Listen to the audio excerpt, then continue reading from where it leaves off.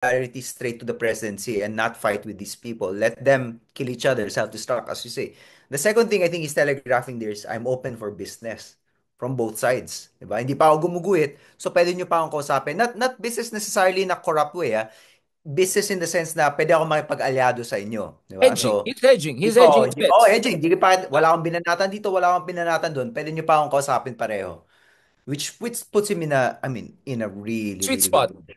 Rafi Tulfo is in a sweet spot. Mm. Absolutely, he's in a sweet spot, and I think he's doing it very smart. I think he's playing cards very smart. And when we say both sides, it's not actually the Duterte side because the other side that could also court Rafi is the genuine opposition, which I want to talk about as the last part of our conversation for today, bro. Kamusta what is your read about the genuine opposition aside from my lovely picture with the three greatest women leaders the other week na ang dami So, nag-react. doon sa simula tayo sa Senado, doon sa taas, 'di ba? Tumataas yung dalawa, si Bam Aquino at saka si Kiko Pangilinan. Mas mataas si Kiko, and I think that's partly because hindi pa rin completely na rehabilitate yung pangalan na Aquino. What used to be a major asset is still a disadvantage. And that's still parang one of the long-term effects of the Duterte regime. I think gumagana rin yung fact na napaka-issue based nung kampanya nung dalawa. In a way, yung campaigns are patterned after yung campaign ni Risa Ontiveros. Yung campaign ni Risa Ontiveros followed a very simple script. Look for a social service na kailangan ng mga tao and hammer that social service. Yung kay Risa was health, and she hammered it and she hammered it. Using that same formula, which I agree with, right? Pumili ka ng social service na i-hammer mo and then run on that. Si Kiko, agriculture, di ba? Presyo ng pagkain. Si Bam, edukasyon. Pwede mo sabing single issue, pero I think Risa proved na yung kind of maniacal focus on on a service is actually what's going to help you get a Senate seat. Especially since marami namang failure si Risa, di ba? And when she had that disciplined messaging, tsaka pumasok yon. Risa is not the campaign manager of these two people, but I think she calls herself the number one fan or the number one supporter of these two people. Kaya nakikita mo yung Risa strategy, kahit paano pumapasok yun dun kay Bam at Oh, saka eh. kay... And Bam is wearing pink na. I'm not saying he listened to me, but that was my suggestion all the Mhm. time. Mhm. Continue that pink movement because you were campaign manager of Lenny when the Ah, pink ah, movement was. ah. But the Ano Kiko thing is interesting kasi bro, sa pagkaalam ko, di ba remember there was always one slot available in admin for a mm, grand coalition, I called it. Kiko was under consideration to be part of that Team Philippines grand coalition with admin. And eventually it mm, just didn't work kasi nga, obviously. I mean, it's like, ah. but I think Kiko and Sharon Conetas, especially Sharon Conetas' caption, love, love, love, with the First Ah. Lady and all, kind of tells you that there's also this parallel May uh, openness. Tsaka alam mo coalition sila, building. alam mong alam mong the Guns of Malacanang are definitely not going to be trained on Kiko Pangilinan. Parang pababayaan yan, di ba? Ang concern talaga, siguro ang magiging concern talaga ng Malacanang ngayon, si Bato. Make sure na hindi umakyat ulit.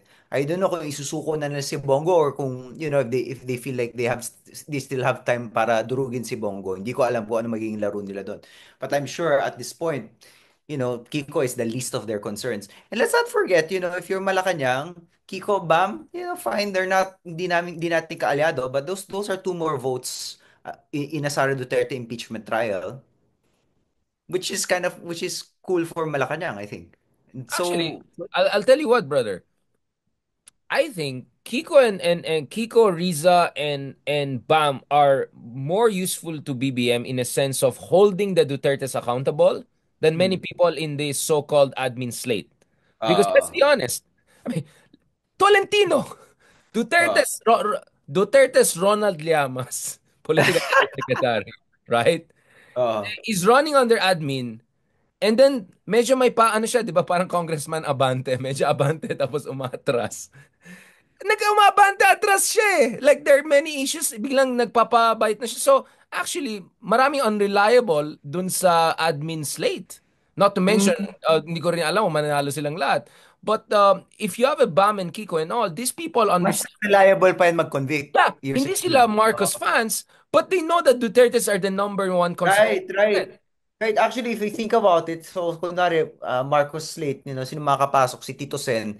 I actually think na mas likely mag-convict si Kiko at saka kay Bam kaysa kay Tito Sen. Although siguro magko-convict si Tito Sen kung siyang Senate Oh, President player in din their yan. Marcos He will regime. he'll Yeah, look at oo. the, you know, Pero like, pero odds dito na ako sa mga pinklawan, di ba? Kung if my focus is just getting rid of Sara, dito, asan ako sa pinklawan?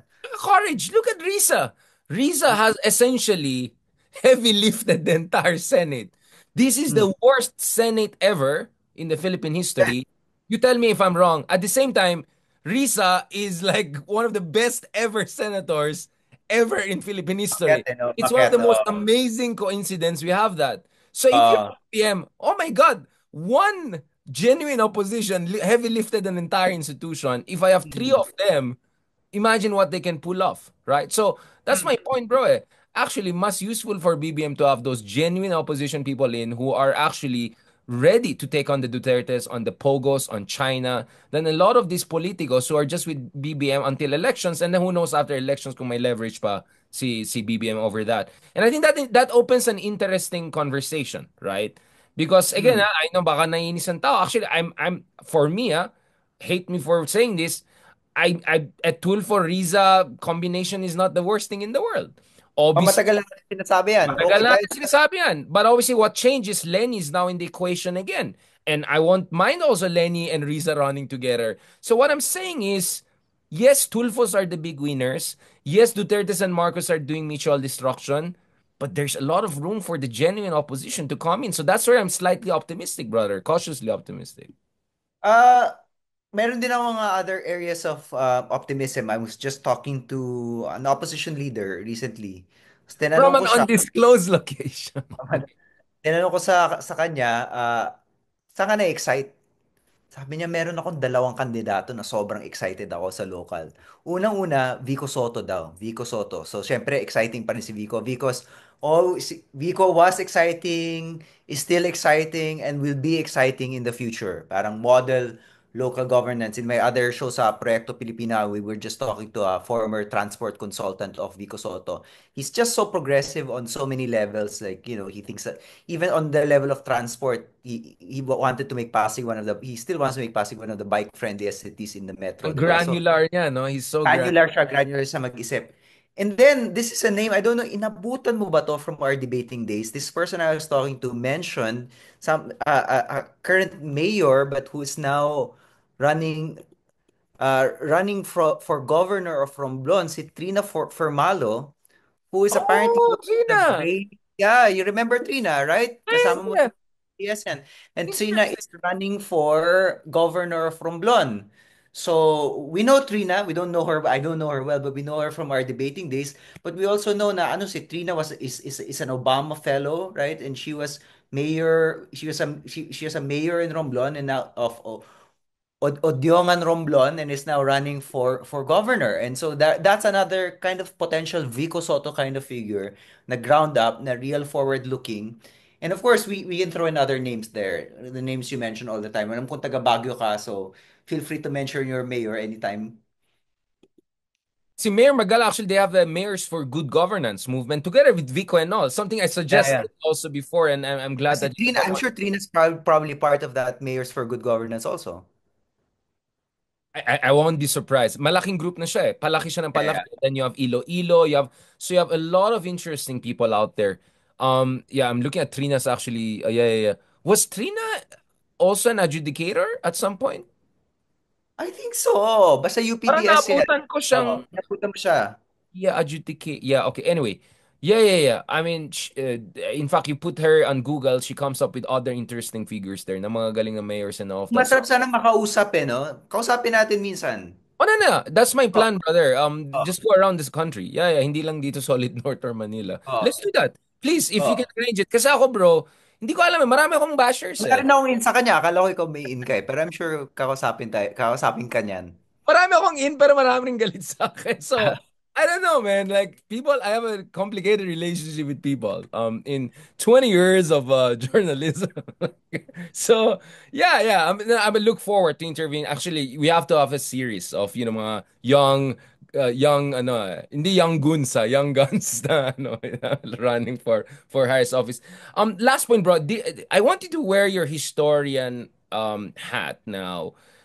If you adjust aperture and move a little bit out, anong basa mo what is your read of our current political moment? Because I know the last time we talked, hindi naman medyo depressed mode tayo kasi, it's like, alam mo na, the populist, blah, blah, blah.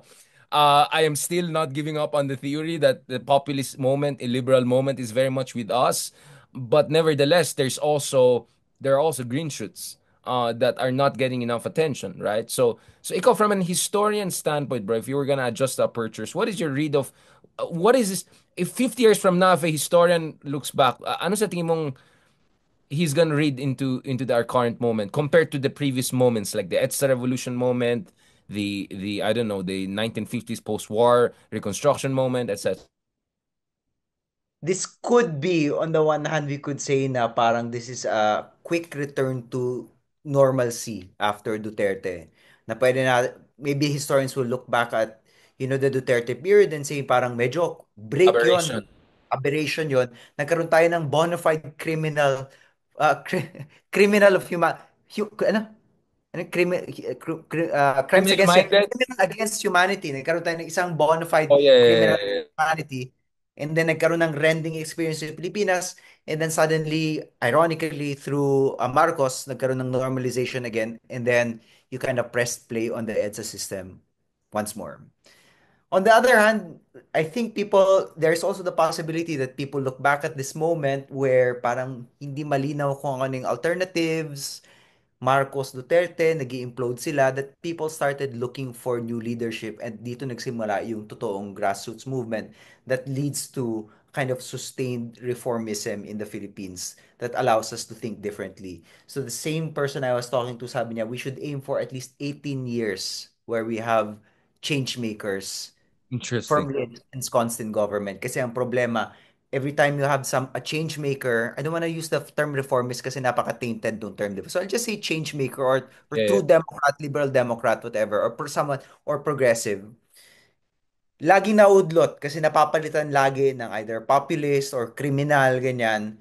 So what we should do is start looking at this cohort of young leaders and really say, ikaw, tapos ikaw, tapos ikaw.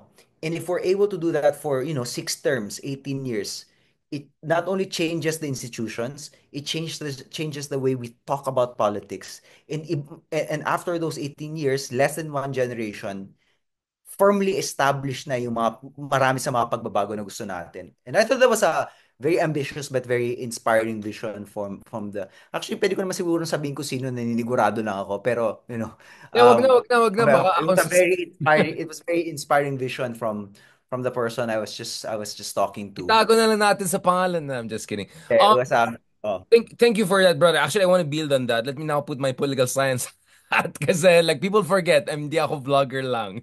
I'm proud of like nasa Filipino YouTubers na tayo sa Wikipedia. So it's like that's where I've reached nowadays. No, seriously, bro. So I've been looking at the analysis of Perry Anderson of three interpretations of Gramsci's analysis of hegemony, right? Is hegemony in a bourgeois democracy a reflection of a situation whereby culture is essentially the number one problem, meaning institutions of education, media, religious, among other things, induce passivity and essentially compliance with the existing order? Is it a situation of the state being dominated by a certain oligarchy that provides formal political rights but will never provide, let's say, economic and social justice?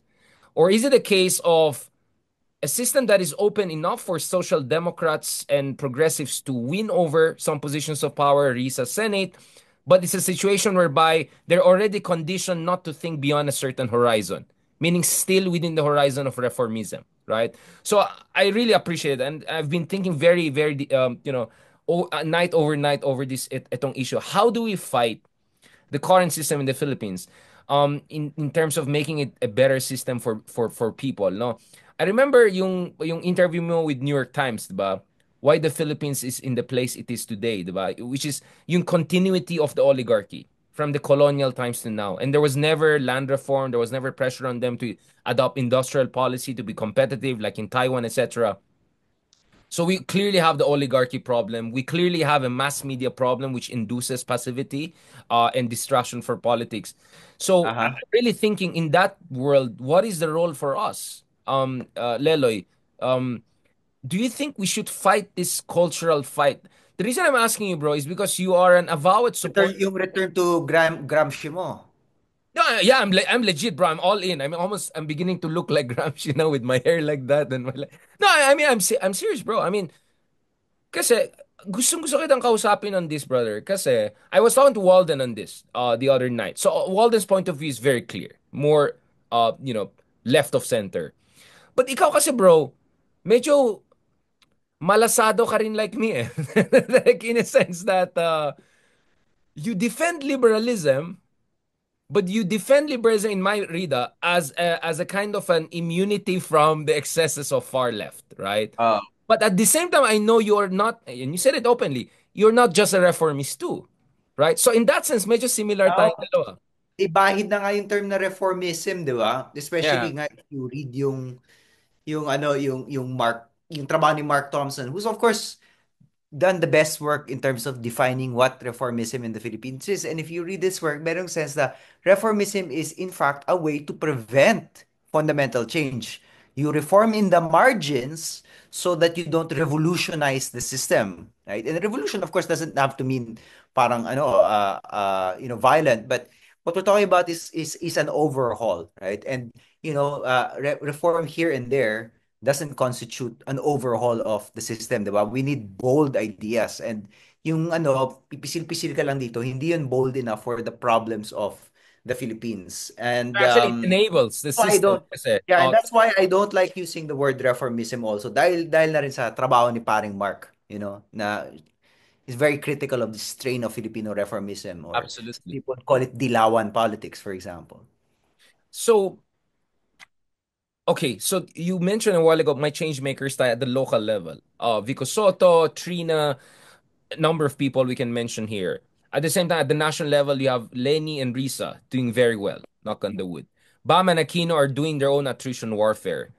Um, where does that leave us, bro? Quote unquote intellectuals, if I can, or intelligentsia, I don't know, whatever you want to use the term for us. How can we be useful, bro, from a historian standpoint, a progressive historian standpoint, if I can use that term?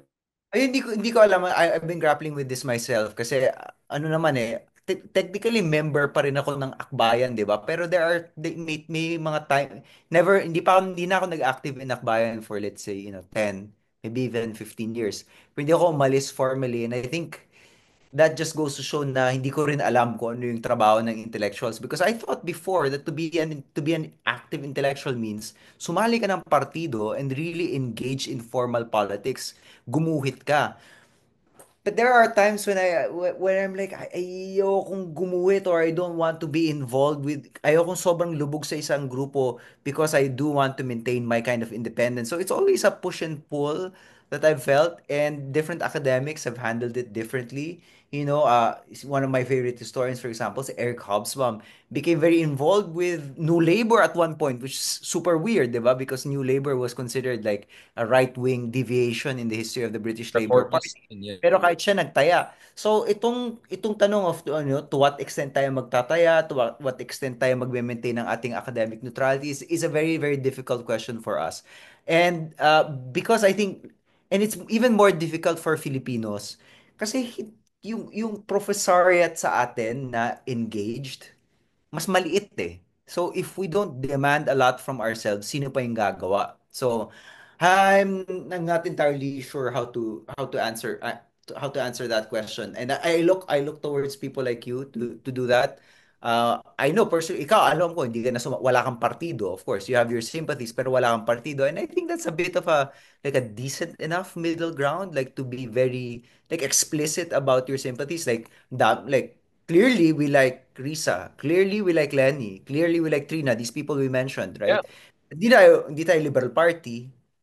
Hindi ako active sa akbayan, di ba? BBM. BBM. Clearly, we like Donald Hanggang dyan na lang Llama. ata yung pwede nating gawin eh. Kasi kailangan nating sumuporta pero kailangan din nating maging konsensya. Speaking of a professor who has been active in civil society and all, of course, I think we have to mention. And also send our regrets of passing of Dodong Nimenso, right? Dodong President of UP. Mensa, of course. Obviously, I look forward to really sit down with all of you guys. We have to really reflect on his legacy to the degree that you can talk about Dodong Nimenso and people like him and what they have been trying to do to breach the academy and civil society. What can you say, bro? Alam mo, mahirap din eh because Dodong's time was very different. Dodong started politics, may Hook Rebellion pa eh. Alam mo yun? And then yung question ng pag-aarmas of the left was still a very, very live question. Right? So when we look at Dodong's career and there are people who are more critical of him. There are people whom I love and respect who are critical of him. There are people who I love and respect who love him. So for example, Jojo Abinales is writing his memoirs, his biography, very affectionate, mahal na mahal niya si Kadudong. But another friend of ours, Joseph Scalise, thinks that Dudong was not critical enough of the Stalinism of the conventional left-wing parties. Somebody like Dudong is a figure of his time, and he knew how to take a stand amid the contradictions of that period. And he was reading what Marxists were reading during that period. So I think if we want to honor somebody like Dudong, the challenge is not to replicate the kind of politics he was engaged in the 50s, 60s, and 70s, where the question of armed rebellion was a real live one. I think to take inspiration from Dudong is to continually imbibe a kind of scientific. Kaya naman yung nakukuha natin from Marxist, di ba? Kind of scientific approach to whatever the conjunctions of society presents us. And of course, like I think the other thing we should learn from Dudong is when power knocks on your door, even if you are progressive, sometimes you have to take it. Sometimes you can't be afraid of power. And we think of Dudong as an activist, but Dudong was also a university president of the most powerful university in the Philippines. And so he didn't turn his back on power when he knocked on his door, right? So that's how I think of Dudong. The burden of responsibility. Yeah, This is the what you and burden of I also. responsibility. Yeah. But I must say I'm not an expert on his legacy. It would be nice to talk to Jojo and to Joseph, who have two very different views of the man, Yun actually. nga And eh, Thank you for that. For that suggestion. I just had something with Joseph Scalise the other month, pero babalikan ko siya obviously on his latest book, no. Last part, bro. I wanna circle back to this kasi ayoko yung maging discussion natin mukhang cliquish na among us progressive, intelligentsia, self-pretentious, whatever. Balikan natin itong issue na ito. Obviously, I don't see a communist revolution on the horizon anytime soon. Despite all of the optimism I've expressed, I still don't see a significant change in the constitution of the ruling elite. So what we Mhm. have for now is what we have for now. So the question right now is how to push the Philippines in the right direction. I actually recommended to you some of the DC circles, including conservative circles and all. And one of the pieces I have an upcoming piece with American Affairs magazine, right?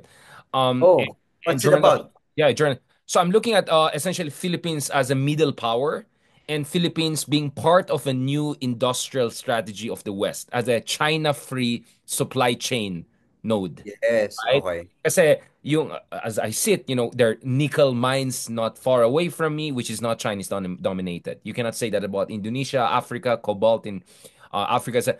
And then, of course, semiconductors. We're very close to Taiwan. My sense is eventually we have to be part of package and design and increasingly sophisticated. Again, I sit in Baguio, Texas. Instrument is not far away from me. So my Mhm. argument is, in the meantime, habang wala pa yung transformative democratic, the social democratic change, let's just say, domestically. Habang hindi pa presidente si Lenny, Risa, those type of people. We have what we have, right? So, what do you think we should do to push the Philippines towards? I think Ronald has the best term for that, modernizing elite, meaning let's just take our oligarchy as it is. Let's just nudge them in the right direction, like at least 2 degrees to the right or left, right?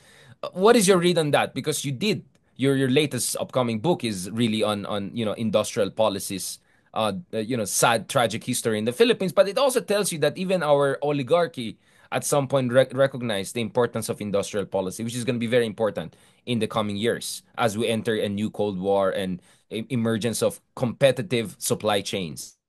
Bro, yung isa nga palang namatay this year na medyo ikinalungkot ko, si Ma'am Lina Araneta Santiago. who was the daughter of Don Badong Salvador Araneta.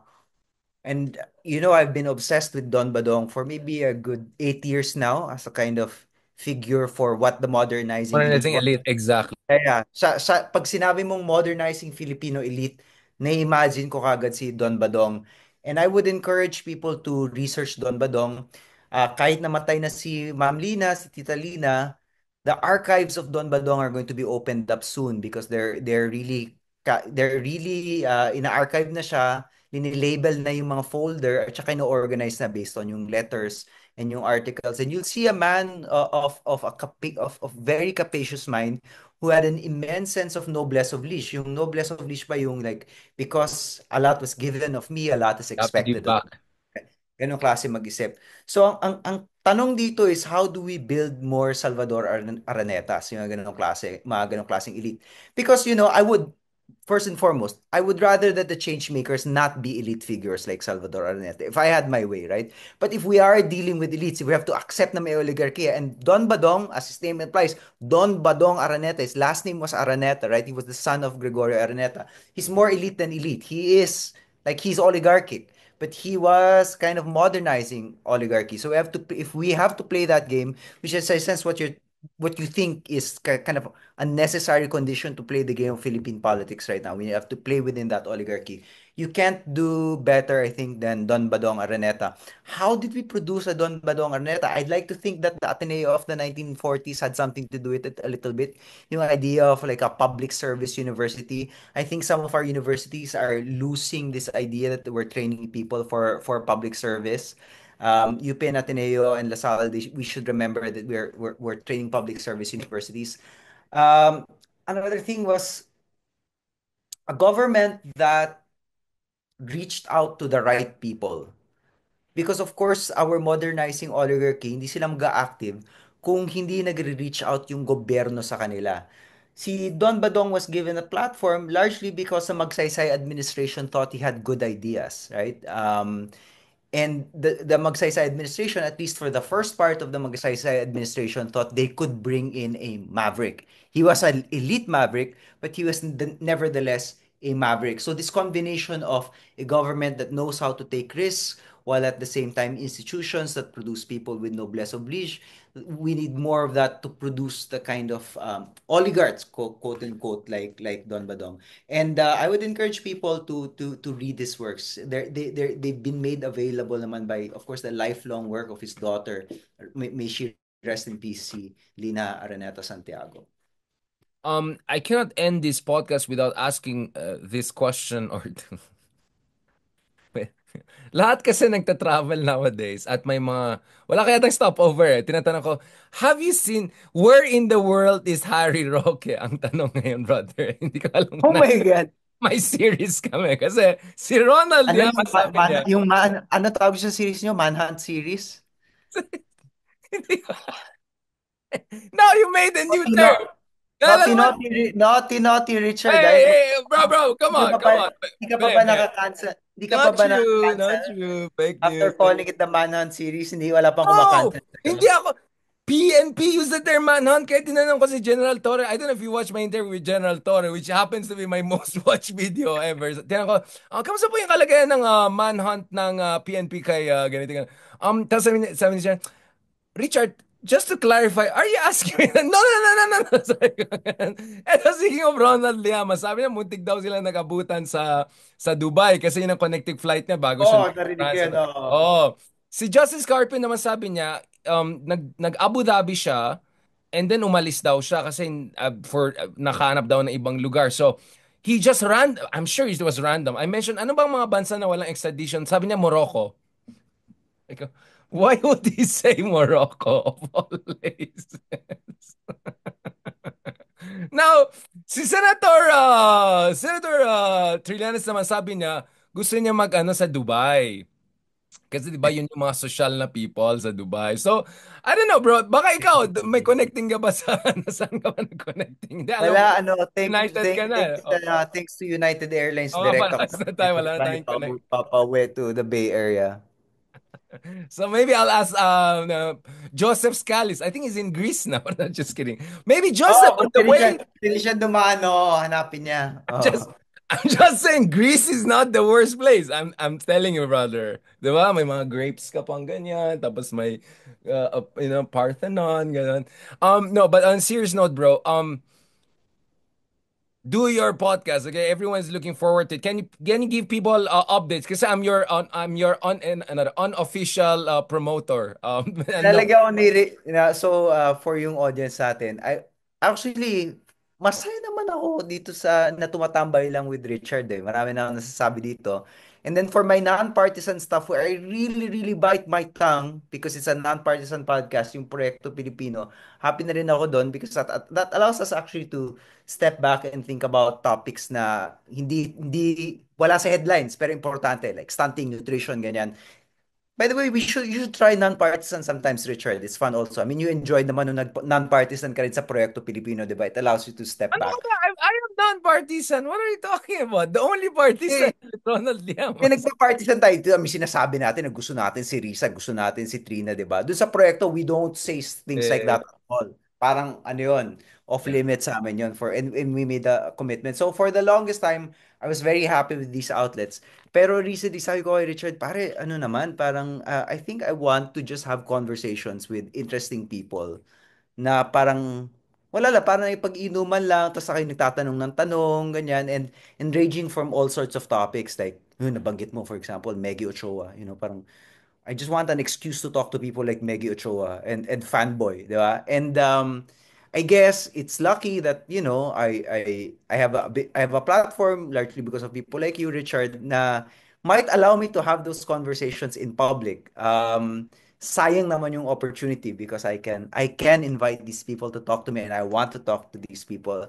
And then my wife was telling me na you shouldn't just because you've moved out of the Bay Area, of the Philippines, doesn't mean kailangan mo i-give up yung mga public engagements mo like before. So, and I know, and actually these trips, I've been approached by people. I didn't think this would happen. I've been approached by people in BGC saying nanonood sila ng Basagan ng trip. And then last time nasa Lasal ako, may mga estudyante na lumapit sa akin saying, they remember me from their high school days from my Rappler show. So, sabi ko, baka naman baka meron pa akong asim left in me to do something more public facing. So, with the encouragement of people like Richard, my wife, not Richard, my wife. Richard is not my wife. I'm sorry.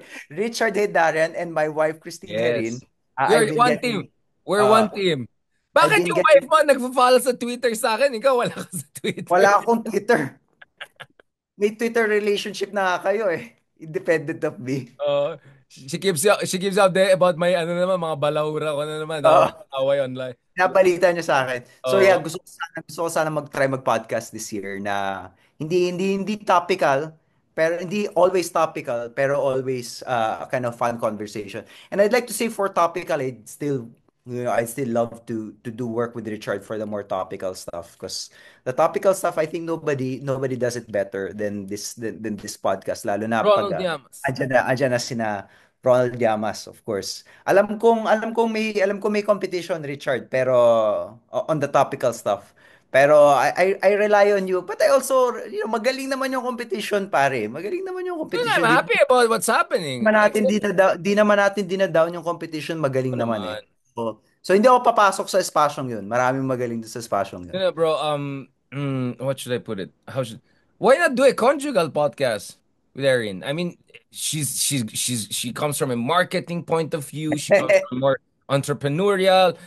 You can talk to also women leaders. Oh, I think that would be a good suggestion. Both of you work together. You're a brilliant couple. You're lovely people. I think you should. Ay, salamat.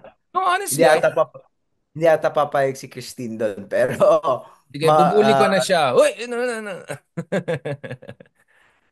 So, bro, salamat. also, bakit parang salamat mo parang Cheese Escudero? Senator Cheese, how can people follow you and your works? At saka yung mga latest works or columns, articles that people have to check out? Or interview or vlog or whatever. I don't know, wala pa. So I'll try to reboot kind of my public because matagal ako nag-out and ever since I left the Philippines wala na. When I was still in the Philippines permanently based, I had my Rappler column, I had my Rappler show. And then I was prior to that I had an Esquire column. So I always had a kind of permanent presence, public presence before. Wala ngayon. So let's see if I can reboot that.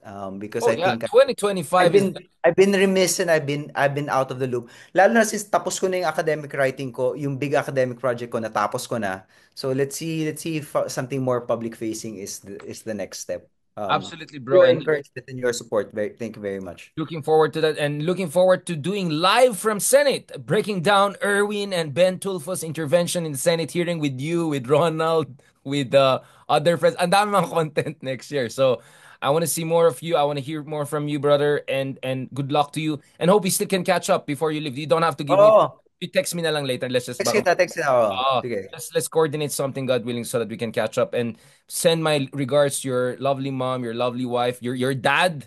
I know your Oh, dad, yeah. ano, and your mga Big bros. fan, big fan, big fan. Lots of listeners. Thank you so much. All Thank you so much, listeners. My brother. entire family listeners Oh. of this show. At saka, send regards doon sa isang politiko na nakausap mo kayo na. Just kidding. Ah, Di ko siya kilala. Never kami ah, nag-meet. No, medyo 1 month, mga 1 week. okay. Talk to you soon, brother. God bless. Ingat.